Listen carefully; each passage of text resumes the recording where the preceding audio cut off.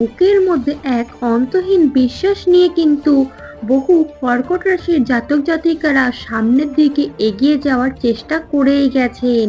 তো বন্ধুরা তো বন্ধুরা, কর্কট রাশির জাতক জাতিকারা আপনারা কিন্তু এতদিন ধরে পরীক্ষা দিয়েই গেছেন, ফলস্বরূপ কিন্তু আপনারা কিছুই পাননি।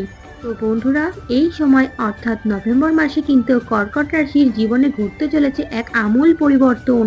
আপনাদের কিন্তু ভাগ্যের দরজা খুলতে চলেছে। নভেম্বর 2025-এ কিন্তু কর্কট রাশির জাতক জাতিকাদের জীবনের মোড় ঘুরতে চলেছে।